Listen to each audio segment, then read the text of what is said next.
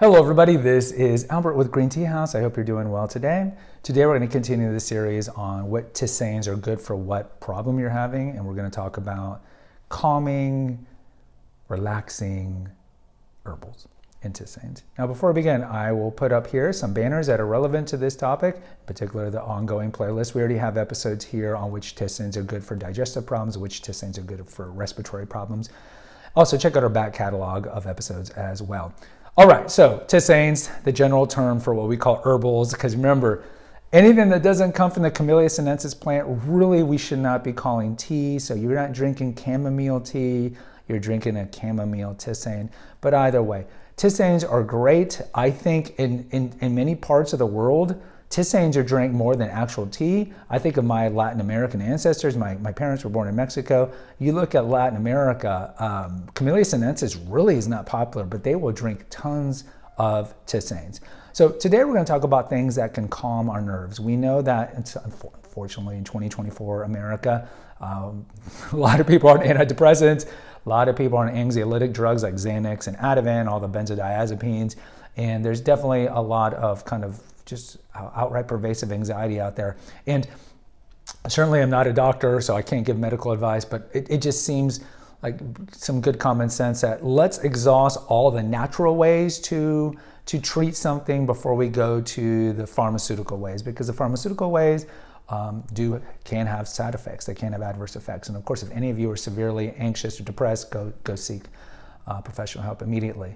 But for those of you who you tend to be anxious, I think a great thing to do is go read Matthew 6. There's a do not be anxious discourse. Jesus talks about how to deal with anxiety, and like do not be afraid and don't worry about the future. So I would go read that first. But when it comes to tisanes, there's a lot of options out there, and some of them are more well-known than others. So for example, Tulsi.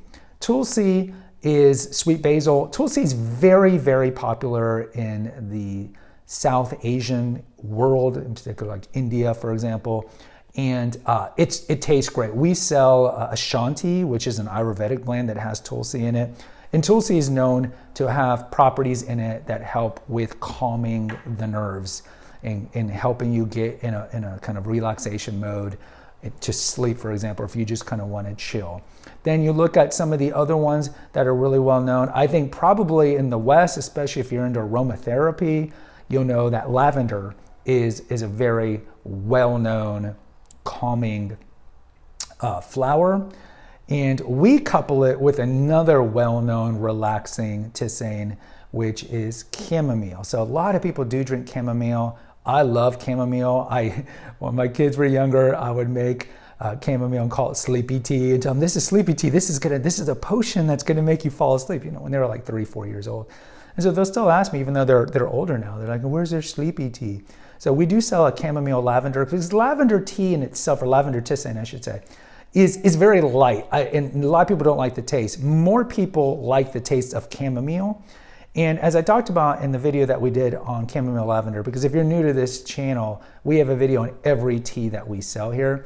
The chamomile lavender is just beautiful. If you look at the leaves, before you steep it, they're just beautiful. They have a great texture to it. But chamomile and lavender combined is a double whammy, great tisane to drink at night, because it's known in its qualities, whether you're drinking it in an infusion or if you're using an essential oil of lavender, or any way that you're incorporating lavender and or chamomile into your lifestyle, it's very good for you. Some other things that are going to be good for you as well would be things that maybe are not as well known, like lemon balm and lemon verbena and citrus pill and just regular old basil as well. But basil tea, I don't think is that popular here in the West. Certainly you can have basil. I grow basil in the backyard, Casey does, and we had really good basil kind of output, and you can put it into like Italian food and so forth. But I would definitely tell you that for like anxiety, insomnia, really the go-to is going to be chamomile lavender. It just has a great taste, and it's just a great drink to drink warm right before you go to sleep. I would also tell you that if you're having anxiety issues, you can also take magnesium. A lot of people are deficient in magnesium, and that is known. Magnesium pills or Epsom salt baths at night, they're made out of magnesium, tend to be good. And then other people will tell you, like, if you're having anxiety at night, don't be watching horror movies, because horror movies or anything that stimulates you, so like don't be on your phone. All these things release cortisol, and cortisol is an antagonist to melatonin, and melatonin is the neurotransmitter that makes us sleepy. Also, people will tell you to turn off your phones, or at least eliminate blue lights. So if you have LED lights in your house or the compact fluorescent lights, these all emit blue light, which tricks the body into essentially thinking it's 3 p.m. instead of nighttime. So just having basic sleep hygiene kind of protocol is efficacious. So maybe turn off your computers and screens at 8 o'clock, take a nice bath, take some magnesium, drink some chamomile lavender tea, and just chill out as the light is entering onto my forehead. Guys, until next time, post in the comments what's your take with sleepy, anxiety-free Tisanes. I'd like to hear from you. Until next time, take care. God bless.